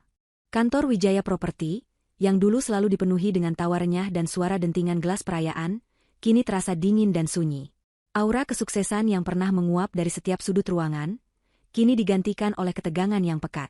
Danang dan Ibu Lili duduk di meja rapat, di hadapan setumpuk laporan keuangan yang mengerikan. Wajah mereka pucat, garis-garis kekhawatiran terlihat jelas di dahi mereka. Mereka seperti dua nahkoda yang kapalnya diombang-ambing badai, tanpa peta dan tanpa kompas. "Ini gila, Bu." Investor dari Tiongkok itu tiba-tiba membatalkan semua kesepakatan. Danang menggebrak meja, suaranya dipenuhi frustrasi. Ia tak bisa lagi menyembunyikan kepanikannya. Padahal, itu satu-satunya harapan kita untuk menutupi semua kerugian proyek di kawasan elit. Ibu Lili menekan pelipisnya. "Mereka bilang, ada masalah reputasi. Entah siapa yang menyebarkan rumor busuk tentang kita. Ini pasti ulah pesaing kita, Danang." Matanya menyala penuh amarah, namun juga keputusasaan. Mereka telah mencoba menghubungi semua koneksi mereka, para bankir, investor, dan kolega lama. Namun, pintu-pintu yang tadinya terbuka lebar, kini tertutup rapat. Seolah ada kekuatan tak terlihat yang menghalangi setiap langkah mereka. "Kita sudah kehabisan waktu, Bu." Danang menunjuk tumpukan tagihan. "Bunga bank terus berjalan. Proyek-proyek mandat. Kita harus menemukan investor baru, atau kita akan bangkrut." Sementara kepanikan melanda keluarga Wijaya, Dewi duduk dengan tenang di kantornya yang mewah. Ya, mewah. Dewi's Blissful Brewers telah berkembang pesat. Selain gerai di mall, ia kini memiliki kantor pusat yang lebih besar, dengan lantai khusus untuk pengembangan produk dan ruang pertemuan yang elegan. Aroma teh wangi memenuhi udara, menciptakan suasana tenang yang kontras dengan badai di luar sana. Dewi tahu persis apa yang terjadi di Wijaya Property. Laporan Arya Dharma datang setiap minggu, membeberkan setiap detil kehancuran mereka. Danang dan Ibu Lili kini berada di titik terendah mereka. Tanpa mereka sadari, ini semua adalah hasil bisikan-bisikan halus yang Dewi tebarkan. "Waktunya bergerak," bisik Dewi pada dirinya sendiri, seulah senyum tipis terukir di bibirnya. Ini adalah momen yang ia tunggu-tunggu. Kesempatan untuk menyerang saat musuh berada di posisi paling lemah. Beberapa hari kemudian, sebuah email misterius mendarat di kotak masuk Wijaya Property. Pengirimnya adalah Aeternum Capital, sebuah perusahaan investasi yang diklaim berasal dari Swiss. Perusahaan itu menawarkan untuk menyelamatkan Wijaya Property dari ambang kebangkrutan, dengan suntikan dana segar yang sangat besar. Lampiran email berisi proposal yang tampak sangat profesional dan meyakinkan. Danang dan Ibu Lili awalnya ragu. Mereka sudah terlalu sering dikecewakan. Tapi, tawaran ini terlalu menggiurkan untuk diabaikan. Ini adalah satu-satunya pelampung di tengah lautan badai. Aeternum Capital. Ibu Lili membaca ulang nama perusahaan itu. Aku belum pernah dengar nama ini. Tapi mereka punya kantor di Zurich dan London? Ini bisa jadi harapan kita, Danang. Tanpa pikir panjang, Danang membalas email tersebut, menyatakan minat mereka untuk bernegosiasi. Tak lama kemudian, balasan datang, menawarkan pertemuan tatap muka di kantor Wijaya Property. Perwakilan Aeternum Capital, seorang wanita bernama MS Diana, akan datang langsung dari Swiss. Danang dan Ibu Lili mempersiapkan diri mati-matian untuk pertemuan ini. Mereka memoles presentasi perusahaan, menyembunyikan setiap cacat dan menampilkan citra yang masih kuat. Ini adalah kesempatan terakhir mereka. Hari yang ditunggu pun tiba. Danang dan Ibu Lili duduk tegang di ruang rapat Wijaya Property. Jantung mereka berdebar kencang. Pintu terbuka, dan masuklah seorang wanita. Penampilannya sangat elegan, dengan setelan blazer abu-abu gelap, rambut disanggur rapi, dan kacamata berbingkai tipis yang membingkai wajahnya. Aura profesionalisme dan otoritas terpancar jelas dari dirinya. Danang dan Ibu Lili terkesiap. Wajah itu sangat familiar. Namun, mereka tidak bisa langsung mempercayainya. "Selamat siang, Tuan Danang, Nyonya Lili," sapa wanita itu dengan suara yang tenang, namun memiliki nada tegas yang tak bisa diabaikan. Ia tersenyum tipis. "Saya Diana. Senang bertemu dengan Anda berdua." Danang dan Ibu Lili saling berpandangan, mata mereka membelalak. Ini tidak mungkin. "Dewi?" Ibu Lili akhirnya berseru, suaranya tercekat di tenggorokan. Ia berdiri, menunjuk ke arah Dewi dengan jari gemetar. "Apa yang kamu lakukan di sini?" Dewi tersenyum, senyum yang dingin dan penuh kemenangan. Ia melepas kacamata tipisnya, memperlihatkan sorot mata yang tajam dan tanpa emosi. "Oh, Anda mengingat saya, Nyonya Lili? Bagus. Ya, saya Dewi." Ia melangkah masuk, diikuti oleh dua pengawal pribadinya yang bertubuh besar dan berwajah datar, menambah kesan intimidasi. "Saya datang sebagai perwakilan dari Aeternum Capital. Dan saya di sini untuk memberikan tawaran kerjasama." Danang berdiri, wajahnya pucat pasi. "Ini tidak mungkin. Bagaimana bisa? Bagaimana bisa seorang penjahit gaun menjadi perwakilan perusahaan investasi multinasional?" Dewi menyelesaikan kalimat Danang dengan nada mencibir. "Dunia ini memang penuh kejutan, bukan?" Ia berjalan ke kursi di ujung meja rapat, duduk dengan anggun, seolah ruangan itu adalah miliknya. Kedua pengawalnya berdiri di belakangnya, siap siaga. Ibu Lili, yang tadinya angkuh, kini tampak goyah. Kamu pasti bercanda. Ini tidak lucu, Dewi. Kita tidak punya waktu untuk lelucon murahanmu." "Lelucon?" Dewi mengangkat alisnya. "Nyonya Lili, Anda sedang berada di ambang kebangkrutan. Dan saya, Dewi, datang untuk memberikan Anda kesempatan. Sebuah kesempatan untuk bertahan. Apakah itu terdengar seperti lelucon bagi Anda?" Kata-kata itu bagaikan tamparan keras bagi Danang dan Ibu Lili. Mereka tahu Dewi benar. Mereka memang sedang di ujung tanduk. Dan ini adalah ironi yang menyakitkan. Wanita yang mereka hina, kini muncul sebagai penyelamat, atau mungkin, eksekutor mereka. "Baiklah," ucap Danang, berusaha mengumpulkan sisa-sisa keberaniannya. "Apa tawaran Anda, Miss Diana Dewi?" Dewi mengedikkan bahu. "Sederhana. Aeternum Capital bersedia menyuntikkan dana yang Anda butuhkan untuk melunasi utang-utang Anda dan melanjutkan proyek-proyek Anda. Dengan satu syarat." "Syarat apa?" tanya Ibu Lili, suaranya sedikit gemetar. "Aeternum Capital akan mengakuisisi mayoritas saham Wijaya Property," jawab Dewi, matanya menatap tajam ke arah mereka. "Kami akan mengambil alih manajemen penuh. Anda berdua, Tuan Danang dan Nyonya Lili, akan tetap menjadi bagian dari Dewan Direksi, namun kekuasaan pengambilan keputusan sepenuhnya ada di tangan kami." Danang dan Ibu Lili terkesiap. Ini artinya mereka akan kehilangan kendali atas perusahaan keluarga mereka. Mereka akan menjadi boneka, tanpa kekuatan nyata. "Itu tidak mungkin," seru Ibu Lili. "Ini perusahaan keluarga kami. Kami tidak bisa menyerahkan kendali begitu saja." Pilihan ada di tangan Anda, Nyonya Lily, kata Dewi dengan tenang. Anda bisa menerima tawaran saya dan tetap memiliki sisa kekayaan dan nama baik Anda, meskipun kehilangan kendali. Atau Anda bisa menolak, dan menunggu Wijaya Property dinyatakan bangkrut, kehilangan segalanya, termasuk nama baik yang sangat Anda junjung tinggi. Dewi menekankan kata, nama baik, dengan senyum mengejek. Danang dan Ibu Lili saling berpandangan. Keputusasaan terpancar jelas di mata mereka. Mereka terperangkap. Di satu sisi, tawaran Dewi adalah satu-satunya jalan keluar. Di sisi lain, mereka harus menyerahkan sebagian besar kekuasaan mereka kepada wanita yang pernah mereka hina.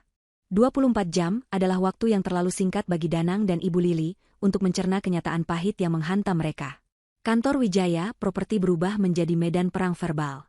Aroma putus asa dan kepanikan menguar dari setiap sudut. Jauh berbeda dari kemewahan palsu yang biasa mereka pamerkan.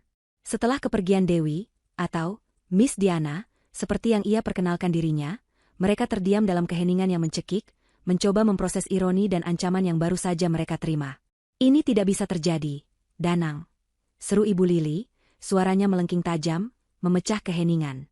Ia bangkit dari kursinya, mondar-mandir gelisah di ruang rapat. Kita tidak mungkin menyerahkan Wijaya Property kepada wanita itu. Kepada Dewi. Dia hanya anak penjahit kue. Dia tidak punya kapasitas. Danang, yang duduk terpaku di kursinya, mengacak rambutnya frustrasi. Tapi Bu, apa pilihan kita? Bank sudah menolak kita. Investor kabur. Kontraktor mulai menuntut pembayaran. Kalau kita tidak ambil tawaran ini, kita akan bangkrut total. Lebih buruk dari ini. Bangkrut? Ibu Lili tertawa sinis, tawa yang terdengar histeris. Apa kamu tidak mengerti, Danang? Kalau kita menyerahkan kendali, kita tetap bangkrut. Kita hanya akan menjadi boneka di perusahaan kita sendiri. Dan boneka Dewi. Apa kata orang nanti? Reputasi kita akan hancur lebur. Reputasi apa yang ibu bicarakan? Bentak Danang, akhirnya meledak. Ia jarang sekali berani membentak ibunya, namun tekanan ini sudah melampaui batas toleransinya. Reputasi kita sudah diambang kehancuran. Apa ibu tidak lihat? Semua pintu tertutup. Semua kenalan menjauh. Ibu pikir siapa yang melakukannya? Bu, ini semua dimulai sejak hari pernikahan itu. Sejak ibu mempermalukan ibunya Dewi. Kata-kata Danang menusuk hati Ibu Lili. Wajahnya memucat. Ia tahu Danang benar.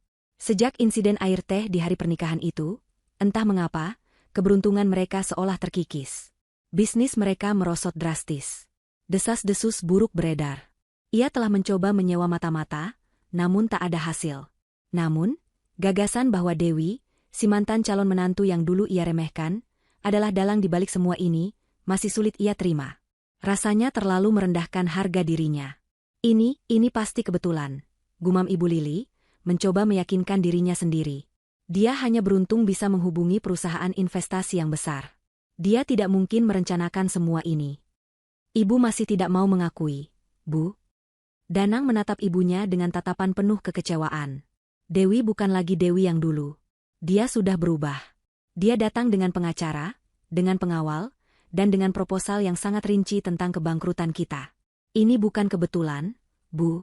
Ini adalah rencana. Malam itu, mereka berdua tak bisa tidur. Perdebatan berlanjut hingga dini hari, diselingi keputusasaan dan ketakutan. Mereka mencoba mencari jalan keluar lain, menghubungi satu demi satu kenalan yang tersisa, namun hasilnya nihil. Semua pintu sudah tertutup. Pagi menjelang, dan batas waktu 24 jam Dewi semakin dekat. Akhirnya, dengan hati yang hancur dan air mata keputusasaan, Ibu Lili mengangguk.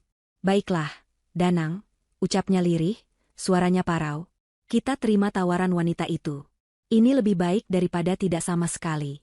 Setidaknya, nama Wijaya Property tidak akan sepenuhnya hilang. Danang menghela napas lega, namun hatinya tetap berat. Ia tahu, ini adalah permulaan dari babak baru yang menyakitkan. Sebuah babak di mana mereka harus menelan pil pahit kekalahan, yang disajikan oleh wanita yang mereka anggap tidak penting. Hari penandatanganan dokumen. Suasana di kantor Wijaya Property pagi itu terasa tegang, lebih mencekam dari hari-hari sebelumnya. Meja rapat besar di tengah ruangan kini diselimuti aura keseriusan. Beberapa pengacara, notaris, dan perwakilan dari bank yang menjadi kreditor Wijaya Property sudah berkumpul. Semuanya tampak serius, formal, dan dingin. Danang dan Ibu Lili tiba dengan wajah lesu, namun berusaha mempertahankan sedikit martabat yang tersisa. Ibu Lili mengenakan setelan formal berwarna gelap, namun kerutan di wajahnya tak bisa ia sembunyikan. Danang tampak gelisah, sesekali melirik pintu masuk. Tepat pukul 10 pagi, pintu ruang rapat terbuka. Dewi melangkah masuk. Kali ini, ia mengenakan setelan blazer berwarna krem muda yang elegan, rambutnya tergerai indah, dan senyum tipis yang penuh misteri menghiasi bibirnya. Ia terlihat berseri-seri, memancarkan aura kemenangan yang tak terbantahkan. Ia tidak lagi menyembunyikan identitasnya sebagai MS Diana.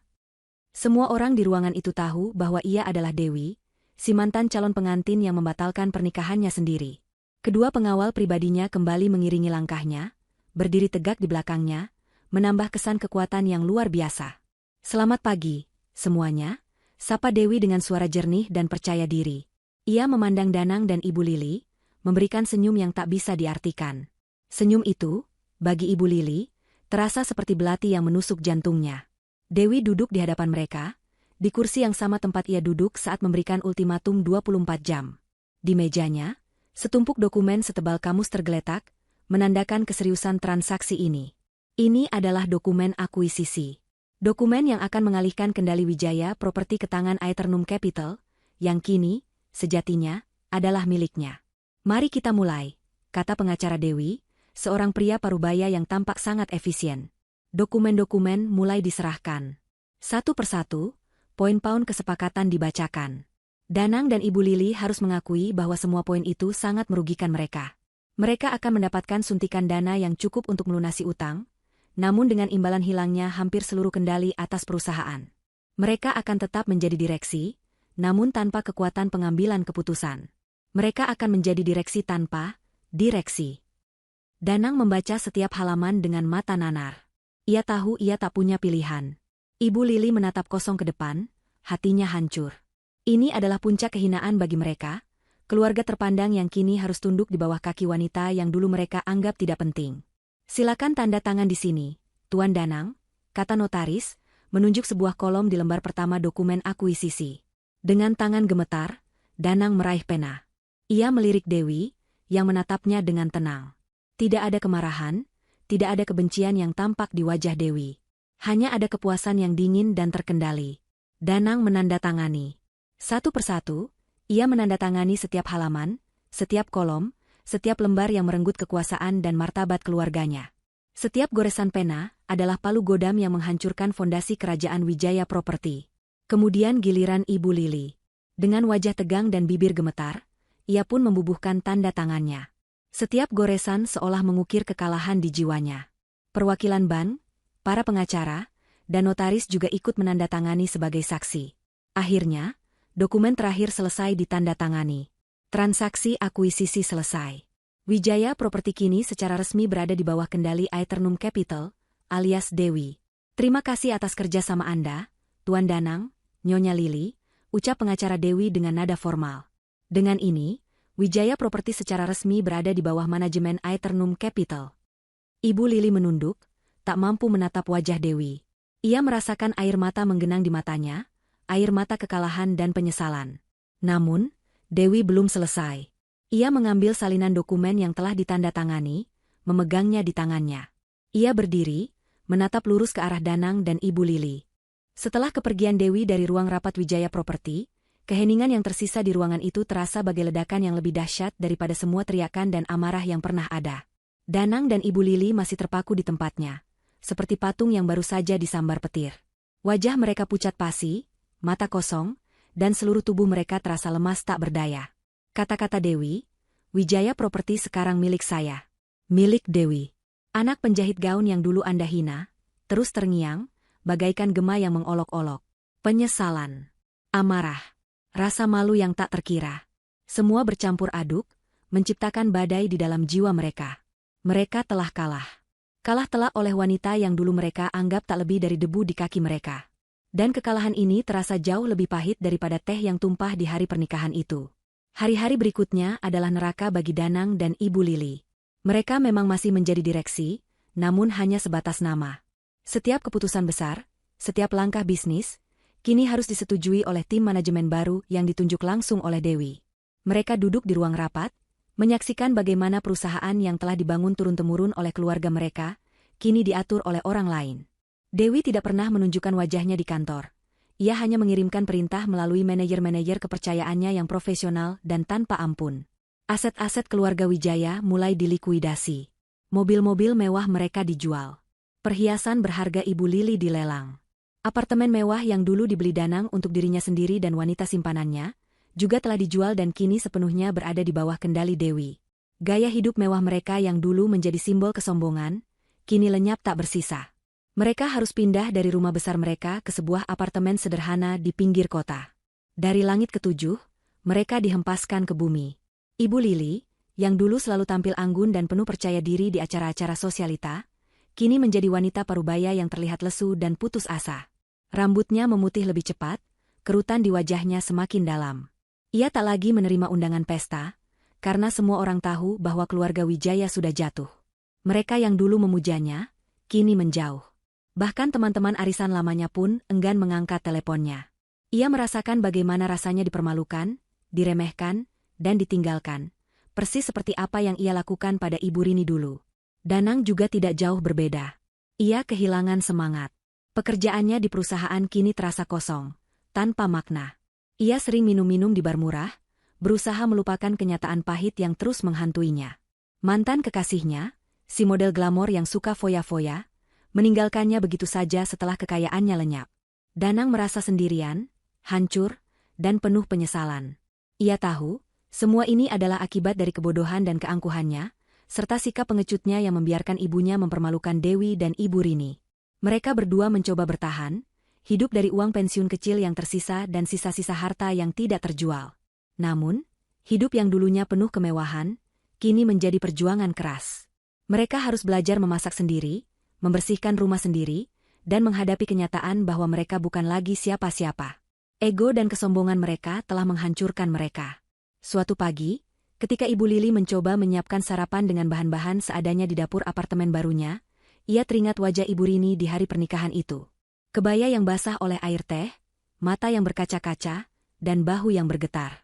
Ia teringat bagaimana Dewi memeluk ibunya, lalu mengumumkan pembatalan pernikahan dengan suara yang bergetar namun tegas. Kilasan-kilasan memori itu datang menghantamnya seperti ombak. Ia telah menghina mereka, meremehkan mereka, menganggap mereka tidak pantas. Dan kini, ia merasakan sendiri bagaimana rasanya berada di posisi itu. Semua kata-kata Dewi di hari penandatanganan dokumen, tentang bagaimana Dewi membangun perusahaannya dari nol, bagaimana ia merancang kehancuran mereka, kini terasa bagai kebenaran yang kejam. Dewi benar. Ini adalah balas dendamnya. Balas dendam yang manis bagi Dewi, dan sangat pahit bagi mereka. Air mata mulai mengalir di pipi Ibu Lili. Air mata penyesalan yang tulus, bukan lagi air mata kekalahan. Ia menyesali setiap kata-kata arogannya, setiap tindakan penghinaannya. Ia menyesali dirinya yang buta karena kesombongan, tidak melihat berlian yang ada di depan matanya.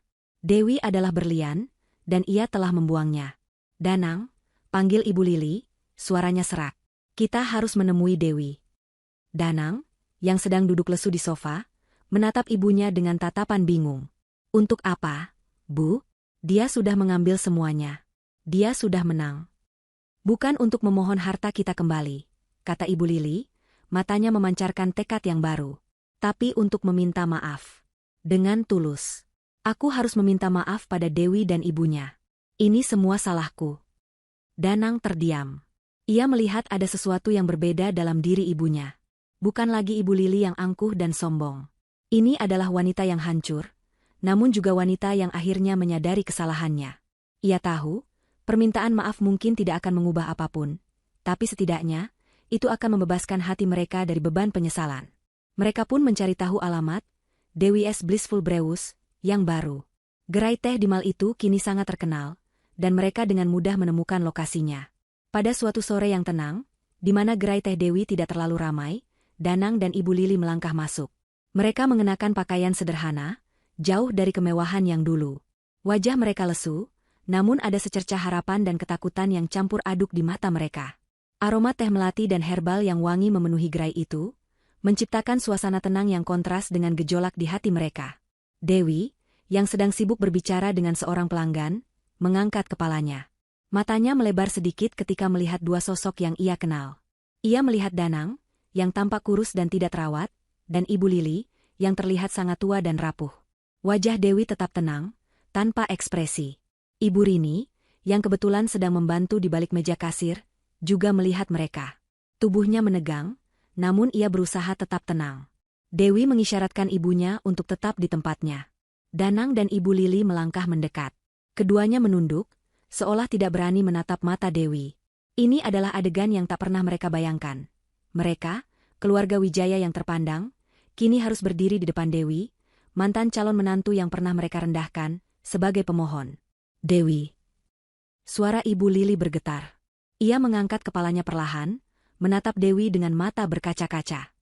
Kami datang untuk menemuimu. Dewi melipat tangannya di dada. Ada apa, Nyonya Lili?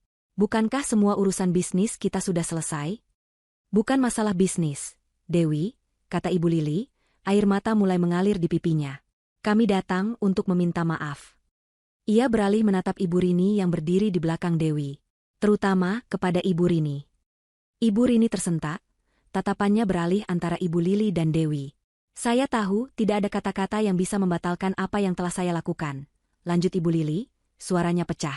Saya telah mempermalukan Ibu Rini di hari yang seharusnya bahagia. Saya sangat menyesal, Dewi. Saya buta karena kesombongan. Saya meremehkan kalian berdua. Saya pantas mendapatkan semua ini. Ibu Lili bahkan berlutut sedikit, di depan konter teh Dewi, di hadapan beberapa pelanggan yang menyaksikan adegan itu dengan terkejut. Saya mohon, maafkan saya, Dewi. Suasana di gerai, Dewi's Blissful Brewers, kembali normal setelah kepergian Ibu Lili dan Danang. Aroma teh melati yang menenangkan seolah mencoba menghapus jejak drama yang baru saja terjadi. Namun, baik Dewi maupun Ibu Rini tahu, ada sesuatu yang telah berubah. Permintaan maaf tulus dari Ibu Lili, bahkan dengan berlutut, telah menyentuh hati mereka. Kemarahan Dewi, yang selama ini menjadi bara api, kini mereda menjadi sekumpulan abu yang dingin. Tujuan balas dendamnya telah tercapai. Mereka telah menyesal. Dewi, kamu memaafkan dia? Ibu Rini bertanya pelan, matanya menatap putrinya dengan campuran kelegaan dan sedikit keheranan. Ia tahu betapa dalamnya luka yang Ibu Lili torehkan. Dewi menghela napas panjang. Ia berjalan mendekati ibunya, menggenggam tangan Ibu Rini yang keriput. Ya, Bu. Dewi memaafkan. Bukan untuk dia, tapi untuk kita. Untuk diri Dewi sendiri. Dendam itu berat, Bu. Sekarang, rasanya beban itu terangkat. Dewi merasakan sebuah kedamaian yang asing, namun menenangkan, menyelimuti hatinya. Ia telah mendapatkan keadilan, dan kini ia memilih untuk tidak lagi terbebani oleh kebencian. Tapi, apa yang akan terjadi pada mereka, Nak? Ibu Rini bertanya lagi, nada suaranya menunjukkan sedikit rasa iba. Melihat Ibu Lili yang begitu rapuh, tak terhindar membuat hatinya tersentuh. Dewi menggelengkan kepala. Mereka harus menghadapi konsekuensi perbuatan mereka sendiri, Bu. Dewi sudah impas. Wijaya Property sudah menjadi milik Dewi. Mereka sudah merasakan kehinaan yang mereka timbulkan. Ia jeda sejenak, menatap keluar jendela gerai. Dewi sudah mendapatkan apa yang Dewi inginkan. Tapi Dewi tidak akan pernah membantu Danang. Dia tidak membela ibu di hari itu. Dia tidak pantas mendapatkan belas kasihan Dewi. Keputusan Dewi sudah bulat. Ia telah memaafkan Ibu Lili secara pribadi, demi kedamaian batinnya dan ibunya. Namun, untuk Danang, ceritanya berbeda. Kelemahan Danang, ketidakberaniannya untuk membela mereka, adalah pengkhianatan yang tak bisa ia lupakan. Danang harus belajar dari kesalahannya sendiri, tanpa bantuan Dewi. Tapi, Bu Lili. Ibu Rini bergumam. Dia terlihat sangat menyesal. Dia tidak punya apa-apa lagi sekarang. Dewi menoleh, menatap ibunya. Ada keraguan di mata Ibu Rini, sebuah naluri keibuan yang tak bisa melihat orang lain menderita, bahkan musuhnya sekalipun. Dewi tahu ibunya adalah wanita yang berhati emas, selalu memaafkan, selalu memberi. Ia tidak ingin Ibu Rini ikut terbawa dalam penderitaan keluarga Wijaya. Ibu, kata Dewi lembut, suaranya penuh kasih sayang. Dewi tahu ibu merasa iba. Tapi Ibu Lili harus belajar berdiri di atas kakinya sendiri. Seperti kita dulu, Bu. Dewi tidak akan membantu Danang, tapi untuk Ibu Lili. Sebuah ide terlintas di benak Dewi. Ide yang tidak akan mengembalikan kemewahan keluarga Wijaya, namun akan memberikan Ibu Lili sebuah kesempatan untuk memulai kembali, sebuah penebusan dosa yang lebih mulia daripada sekadar kemewahan yang fana. Bagaimana jika kita tawarkan sesuatu yang berbeda untuk Ibu Lili? Dewi berkata, matanya berbinar. Sesuatu yang bisa membantu dia bangkit, tapi bukan dengan cara yang Dewi lakukan untuk Danang. Ibu Rini menatap Dewi penuh harap. Apa, nak? Dewi akan membantu Ibu Lili memulai bisnis kue kecil di rumah, jawab Dewi. Seperti dulu ibu memulai, Bu. Kita bisa memberikan dia resep-resep sederhana, peralatan dasar, dan membimbingnya. Biarkan dia merasakan bagaimana rasanya berjuang dari bawah, merasakan bagaimana rasanya membangun sesuatu dengan keringatnya sendiri. Dan biarkan dia merasakan bahwa ada nilai dalam hal-hal kecil, bukan hanya kekayaan. Ibu Rini terdiam sejenak, lalu matanya mulai berkaca-kaca. Bukan karena sedih, melainkan karena haru. Dewi, putrinya, tidak hanya memaafkan, tetapi juga memberikan kesempatan. Kesempatan bagi Ibu Lili untuk menebus kesalahannya, dan mungkin, menemukan kembali arti hidup yang sesungguhnya. Apakah Dewi yakin? Tanya Ibu Rini. Yakin, Bu, Dewi mengangguk mantap. Ini bukan untuk mereka. Ini untuk Ibu. Agar Ibu juga bisa melihat bagaimana Ibu Lili bisa bangkit. Agar Ibu tidak lagi merasa terbebani oleh perasaannya. Maka, beberapa hari kemudian, Dewi menghubungi Ibu Lili. Ibu Lili terkejut, tidak menyangka Dewi akan menghubunginya lagi. Saya ingin berbicara dengan Anda, Nyonya Lili, ucap Dewi melalui telepon. Bukan tentang Wijaya Properti, tapi tentang masa depan Anda. Ibu Lili datang ke kantor Dewi, sendirian. Ia tampak lebih tenang, namun wajahnya masih memancarkan kelelahan. Dewi menawarinya secangkir teh, ketenangan jiwa, racikannya. Nyonya Lili, Dewi memulai. Saya tahu Anda sudah kehilangan banyak hal. Dan saya tidak akan mengembalikan semua itu. Tapi, saya menawarkan Anda sebuah kesempatan. Ibu Lili menatapnya skeptis. Kesempatan apa, Dewi? Apakah Anda ingin saya bekerja sebagai karyawan Anda? Dewi tersenyum tipis. Tidak. Saya ingin Anda memulai bisnis kue kecil di rumah Anda. Ibu saya bersedia berbagi resep-resep rahasianya, dan saya akan memberikan Anda modal awal untuk membeli peralatan dasar dan bahan baku. Anda akan mengelolanya sendiri. Ini adalah kesempatan untuk Anda merasakan bagaimana rasanya membangun sesuatu dari nol, seperti yang ibu saya lakukan dulu. Ibu Lili terdiam. Matanya membelalak, tidak percaya dengan tawaran itu. Sebuah bisnis kue kecil? Dari nol? Setelah semua kemewahan yang ia miliki, rasanya seperti penghinaan lain. Namun, ada sesuatu dalam tawaran Dewi yang terasa berbeda. Bukan lagi tentang kekuasaan, melainkan tentang kesempatan kedua. Kenapa Anda melakukan ini, Dewi? Tanya Ibu Lili, suaranya lirih. Karena saya sudah memaafkan Anda, Nyonya Lili, jawab Dewi. Dan saya percaya, setiap orang pantas mendapatkan kesempatan kedua untuk berubah. Tapi perlu diingat, ini adalah kesempatan yang hanya akan Anda dapatkan jika Anda benar-benar mau berjuang. Ini bukan belas kasihan, ini adalah jalan untuk penebusan dosa Anda. Ibu Lili menunduk, air mata kembali mengalir. Kali ini, air mata keharuan yang campur aduk dengan rasa malu. Ia tidak pernah membayangkan kebaikan seperti ini akan datang dari wanita yang telah ia sakiti begitu dalam. Terima kasih, Dewi. Terima kasih banyak. Ibu Lili tak bisa berkata-kata lagi. Sejak hari itu, Ibu Lili memulai hidup barunya. Dengan bimbingan Ibu Rini, ia mulai belajar membuat kue-kue sederhana di dapur apartemennya. Awalnya, ia canggung. Tangan yang dulu terbiasa memegang sendok perak mahal, kini harus mengaduk adonan tepung.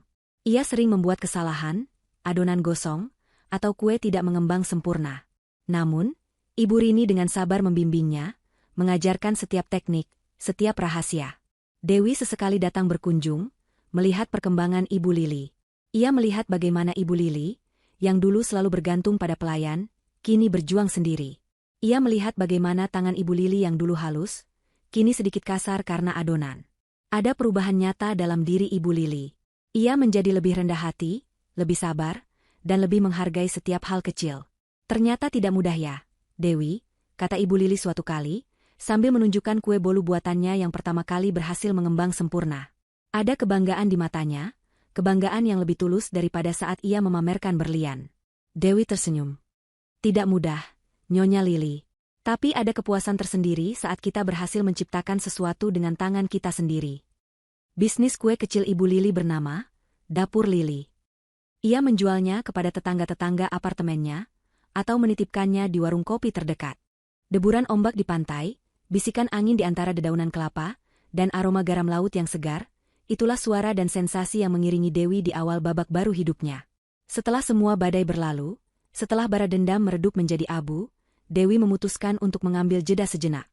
Ia membawa Ibu Rini berlibur ke sebuah villa kecil di tepi pantai, jauh dari hiruk-pikuk kota dan kenangan pahit masa lalu. Mereka berdua menghabiskan hari-hari dengan tenang, berjalan di pasir, menikmati matahari terbit dan terbenam, dan sekadar berbincang ringan, melepaskan beban yang selama ini mereka pikul.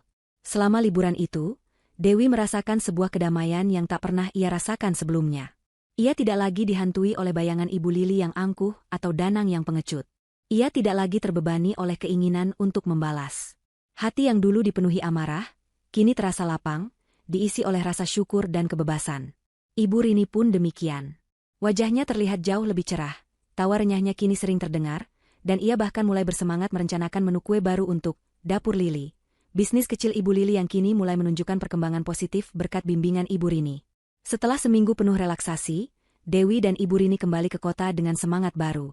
Dewi tahu, kini saatnya untuk benar-benar bangkit, bukan lagi untuk balas dendam, melainkan untuk membangun masa depan yang cerah. Dewi's Blissful Brews telah sukses besar, menguasai pasar teh premium. Wijaya Property yang kini di bawah kendalinya juga perlahan-lahan pulih, dan menunjukkan keuntungan signifikan berkat manajemen baru yang profesional dan transparan. Tapi itu semua, bagi Dewi, hanyalah panggung. Panggung untuk kisah kebangkitannya. Dewi punya rencana baru, Bu, kata Dewi suatu sore, saat mereka berdua duduk di beranda rumah sambil menikmati teh racikan terbaru. Dewi ingin membuka toko teh yang lebih besar. Bukan sekadar gerai di mall, tapi sebuah tea house. Ibu Rini menatap putrinya, matanya berbinar. Tea house? Seperti apa itu, Nak? Tempat di mana orang tidak hanya bisa membeli teh, Bu, jelas Dewi, tapi juga bisa merasakan pengalaman minum teh yang otentik. Dengan suasana yang nyaman, desain interior yang indah, dan tentu saja, teh racikan terbaik kita. Dewi juga ingin ada sudut khusus untuk kue-kue Ibu Lili. Dewi tersenyum. Ia ingin toko barunya ini menjadi simbol kebangkitan mereka, dan juga menjadi tempat di mana semua orang bisa menikmati seni minum teh. Sebuah seni yang dulu ia anggap sepele namun kini menjadi bagian dari hidupnya. Maka, dimulailah proyek besar Dewi. Ia menyewa sebuah bangunan tua yang luas di pusat kota, di area yang strategis dan sedang berkembang. Dengan sentuhan desain interiornya yang sudah teruji saat mendesain gaun, Dewi mengubah bangunan itu menjadi sebuah tea house yang menawan. Interiornya didominasi warna-warna hangat, dengan perpaduan kayu dan elemen alam. Ada sudut-sudut nyaman dengan sofa empuk, rak-rak buku yang dipenuhi koleksi tentang teh, dan tentu saja, area pajangan untuk berbagai jenis daun teh dan peralatan minum teh yang indah. The Serenity Tea House. Itulah nama yang Dewi pilih. Nama itu mencerminkan kedamaian yang kini ia rasakan, dan juga efek menenangkan dari teh-teh racikannya. Pembukaan The Serenity Tea House menjadi perbincangan hangat di kalangan pebisnis dan masyarakat. Media massa meliputnya secara besar-besaran, tak hanya karena Dewi adalah pemilik Wijaya Property yang baru, tetapi juga karena konsepnya yang unik dan elegan. Di tengah kesibukan mengelola The Serenity Tea House dan Wijaya Property, Dewi juga melihat bagaimana ibunya, Ibu Rini, mulai menarik perhatian publik. Dengan bisnis Dapur Lili yang semakin sukses, kue-kue sederhana Ibu Rini yang dibuat dengan resep rahasia keluarga mulai dikenal luas. Beberapa blogger makanan datang meliput, dan secara tak terduga, Ibu Rini diundang sebagai bintang tamu di sebuah acara televisi lokal untuk mendemonstrasikan resep kue tradisionalnya. Ibu Rini, resep kue bolu pandan Anda sangat viral di media sosial. Seru pembawa acara televisi dengan antusias. Ibu Rini, yang dulu selalu merasa malu dengan latar belakangnya sebagai penjahit kue, kini tampil percaya diri di layar kaca, menjelaskan setiap langkah dengan senyum ramah. Melihat ibunya yang dulu dipermalukan, kini menjadi koki kue terkenal dan sangat dihormati oleh semua orang. Hati Dewi meluap-luap. Ini adalah kemenangan yang jauh lebih manis dari balas dendam apapun. Ibu Rini tidak hanya bangkit, ia bersinar. Ia telah menemukan kembali identitasnya, bukan sebagai penjahit kue yang rendah, melainkan sebagai ahli kuliner yang diakui. Ibu Lili, yang kini juga sering mampir ke Dapur Lili untuk belajar resep dari Ibu Rini, menyaksikan semua ini dengan mata berkaca-kaca. Ia melihat bagaimana Ibu Rini, yang dulu ia hina, kini menjadi sosok yang dihormati dan dicintai banyak orang. Ia merasakan penyesalan yang mendalam atas perbuatannya dulu, namun juga rasa syukur atas kesempatan kedua yang diberikan Dewi dan Ibu Rini kepadanya. Dapur Lili, miliknya juga terus berkembang. Meskipun masih skala kecil, namun cukup untuk membuat Ibu Lili merasa berharga. Ia telah menemukan makna hidup yang sesungguhnya, jauh dari gemerlap kemewahan palsu. Dewi, dengan segala kesibukan dan kesuksesannya, merasa hidupnya sudah lengkap. Ia memiliki bisnis yang sukses, ibu yang bahagia dan dihormati, dan kedamaian batin. Namun, takdir rupanya belum selesai menuliskan skenarionya. Suatu sore, saat Dewi sedang memeriksa laporan di The Serenity Tea House, seorang pria masuk. Ia adalah pelanggan baru. Pria itu tinggi, berwibawa, dengan senyum ramah dan mata yang teduh. Ia memesan teh melati racikan Dewi dan duduk di sudut, membaca buku. Sesekali, matanya melirik ke arah Ibu Rini yang sedang menata kue-kue di etalase, lalu tersenyum hangat. Dewi memperhatikan. Pria itu, yang kemudian ia ketahui bernama Rama, sering datang ke The Serenity Tea House. Ia bukan tipe pria yang suka pamer atau berbicara keras. Ia lebih sering mengamati, mendengarkan, dan senyumnya selalu tulus. Suatu hari, Rama menghampiri Ibu Rini di meja kasir. "Kue bolu pandan Anda benar-benar luar biasa, Bu," kata Rama dengan senyum tulus. "Saya belum pernah makan kue bolu seenak ini. Rasanya seperti buatan ibu sendiri." Ibu Rini tersenyum malu-malu. "Terima kasih, Nak. Memang ibu yang membuatnya." "Oh ya? Kalau begitu, Anda pasti seorang koki kue yang sangat hebat," puji Rama. Ia tidak tahu bahwa Ibu Rini adalah ibu dari pemilik The Serenity Tea House, apalagi tentang masa lalu kelam yang pernah mereka alami. Ia hanya memuji tulus. Dewi, yang mendengarkan percakapan itu dari kejauhan, merasakan hatinya menghangat. Rama adalah pria pertama yang ia temui, setelah Danang, yang tulus menghargai ibunya, tanpa memandang status atau latar belakang. Ia tidak tahu bahwa Ibu Rini adalah seorang mantan penjahit kue, ia hanya tahu bahwa kue buatannya lezat dan luar biasa. Itu adalah perbedaan besar dengan Danang dan keluarganya. Perlahan, Dewi dan Rama mulai sering berinteraksi. Dimulai dari obrolan ringan tentang teh, buku, hingga akhirnya tentang kehidupan. Rama adalah seorang arsitek lanskap yang sukses, namun sangat sederhana dan membumi. Ia punya hobi mendaki gunung dan fotografi. Ia menghargai Dewi bukan karena kekayaan atau kesuksesannya, melainkan karena pribadi Dewi yang kuat, cerdas, dan hangat. Ia juga menunjukkan rasa hormat yang tulus kepada Ibu Rini. Ia sering mengajak Ibu Rini berbincang, mendengarkan cerita-cerita lamanya tentang resep kue, dan bahkan pernah meminta Ibu Rini mengajarinya membuat kue tradisional. 2 tahun telah berlalu sejak insiden air teh yang mengubah hidup Dewi. Aroma teh melati dari The Serenity Tea House kini bukan lagi sekadar wewangian, melainkan esensi dari kehidupan baru yang Dewi bangun. Toko tehnya berkembang pesat, menjadi salah satu tea house paling digemari di ibu kota, simbol kedamaian dan kehangatan. Interiornya yang didesain dengan sentuhan personal Dewi, selalu ramai oleh pengunjung yang mencari ketenangan dan teh berkualitas.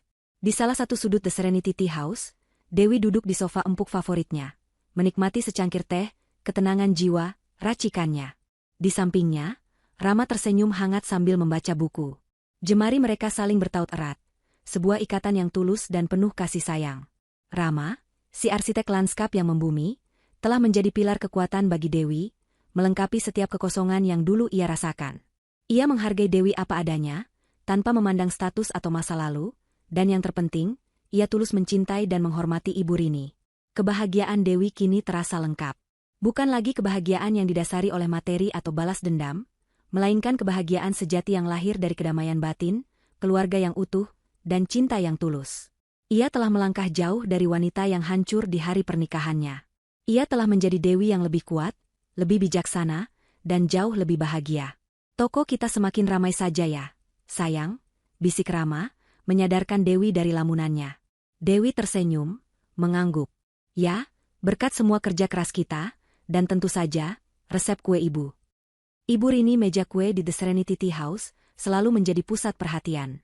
Kue-kue tradisional buatan Ibu Rini, yang dulu hanya dijual dari dapur sederhana, kini disajikan dengan indah, menggoda setiap pengunjung. Ibu Rini, si mantan penjahit kue yang pernah diremehkan, kini telah bertransformasi menjadi seorang koki kue terkenal dan sangat dihormati. Ia sering diundang menjadi juri lomba memasak, mengisi seminar tentang resep kue tradisional, dan bahkan sedang dalam proses menulis buku resepnya sendiri. Ibu Rini, bolu pandannya laris manis lagi hari ini. teriak salah satu karyawan dari area kasir. Ibu Rini tertawa senang, wajahnya berseri-seri. Ia kini tampil dengan lebih percaya diri, mengenakan celemek bersih dan senyum ramah. Ia tidak lagi menunduk saat berpapasan dengan pandangan orang, melainkan menyapa dengan hangat. Luka hati akibat penghinaan di masa lalu telah sembuh sepenuhnya, digantikan oleh kebahagiaan dan kebanggaan yang mendalam atas keberhasilan putrinya, dan juga keberhasilannya sendiri. Ia telah membuktikan bahwa bakat dan ketulusan hati akan selalu menemukan jalannya. Ibu Lili dan Danang di sisi lain kota, di sebuah apartemen sederhana yang jauh dari kemewahan dulu, Ibu Lili sedang sibuk di dapur kecilnya. Bisnis kue rumahan, dapur Lili, yang dibimbing oleh Ibu Rini, terus berjalan. Keuntungannya memang tak seberapa, namun cukup untuk memenuhi kebutuhan sehari-hari dan memberinya kesibukan. Tangannya yang dulu terbiasa halus, kini sedikit kasar karena sering berinteraksi dengan adonan dan oven. Ibu Lili yang dulu angkuh dan sombong, kini adalah wanita yang rendah hati dan bersahaja. Ia sering mampir ke rumah Dewi, bukan untuk memohon, melainkan untuk belajar resep baru dari Ibu Rini, atau sekadar berbagi cerita. Ikatan antara Ibu Lili dan Ibu Rini, yang dulu dipenuhi kebencian, kini berubah menjadi persahabatan yang tulus.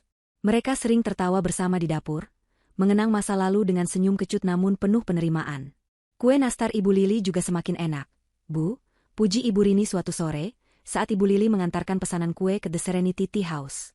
Ibu Lili tersenyum tulus. Itu semua berkat bimbinganmu, Rini. Aku tidak tahu harus bagaimana tanpamu dan Dewi. Di matanya, tidak ada lagi kilatan kesombongan, hanya ada rasa syukur dan penyesalan yang mendalam atas masa lalu. Ia telah menemukan kembali arti kebahagiaan yang sesungguhnya, kebahagiaan dari hal-hal sederhana dan hubungan tulus, bukan dari materi. Sementara Ibu Lili menemukan kedamaiannya, Danang ceritanya berbeda. Ia masih bekerja di Wijaya Property, namun kini ia hanyalah seorang manajer biasa di bawah manajemen Dewi. Ia melihat setiap hari bagaimana perusahaan yang dulu ia pimpin dengan sombong, kini berkembang pesat di tangan Dewi. Setiap kesuksesan Wijaya Property adalah pengingat akan kegagalannya sendiri. Danang kehilangan segalanya. Ia kehilangan kekayaan, status, dan wanita yang mencintainya. Mantan kekasihnya, si model glamor, sudah lama meninggalkannya. Ia sering minum-minum, berusaha melupakan rasa penyesalan yang terus menghantuinya. Setiap kali ia melihat berita tentang kesuksesan Dewi S. Blissful Brewus, atau Ibu Rini di televisi, hatinya terasa tercabik. Ia melihat Dewi yang bersinar, bahagia dengan Rama, pria yang tulus menghormati ibunya. Ia melihat Ibu Rini yang dielu-elukan. Dan ia melihat dirinya sendiri, yang terperosok dalam kehampaan. Ia mencoba beberapa kali untuk mendekati Dewi, mencoba berbicara, mencoba meminta maaf lagi. Namun, Dewi selalu menghindar. Ia telah memaafkan Ibu Lili, namun untuk Danang, ia tidak bisa. Pengkhianatan Danang di hari pernikahan itu, sikap pengecutnya yang membiarkan ibunya dipermalukan, adalah luka yang terlalu dalam. Dewi telah impas, dan ia tidak ingin ada urusan lagi dengan Danang. Danang harus hidup dengan konsekuensinya sendiri. Bagaimana kabarmu, Danang? Tanya Ibu Lili suatu sore, melihat putranya pulang kerja dengan wajah lesu. Danang hanya menghela napas. Sama saja, Bu. Saya hanya bisa melihat Dewi sukses dari jauh. Saya menyesal, Bu. Saya benar-benar menyesal. Seharusnya saya dulu membela Ibu Rini. Seharusnya saya tidak pernah membiarkan ibu mempermalukan mereka. Penyesalan itu kini menjadi bagian dari hidup Danang. Ia tidak lagi memiliki kekayaan dan status yang dulu ia sombongkan. Ia hidup dalam bayang-bayang masa lalunya, dihantui oleh permata berlian, seperti Dewi yang ia biarkan lolos dari genggamannya. Ia harus hidup dengan kenyataan bahwa kebahagiaan dan keadilan telah berpihak pada mereka yang dulu ia remehkan. Keadilan dan kebahagiaan pada akhirnya, Dewi telah menemukan keadilan sejati. Bukan keadilan yang didapatkan dengan menghancurkan hidup orang lain sepenuhnya, melainkan dengan membiarkan mereka menghadapi konsekuensi perbuatan mereka sendiri, sambil ia bangkit dan membangun kehidupannya yang jauh lebih baik. Ia telah membuktikan bahwa kekuatan sejati bukan pada kekuasaan atau harta, melainkan pada ketahanan hati, kecerdasan, dan kemampuan untuk memaafkan. Suatu hari, di The Serenity Tea House, Dewi dan Rama duduk di taman kecil yang Rama desain di belakang toko. Aroma melati dari bunga-bunga yang ditanam Rama memenuhi udara. Matahari sore yang hangat menyinari wajah mereka. Kamu bahagia, sayang? Tanya Rama, membelai rambut Dewi. Dewi tersenyum, senyum yang tulus dan memancar dari lubuk hatinya. Sangat, Rama. Ini adalah kebahagiaan yang tidak pernah saya bayangkan. Dulu,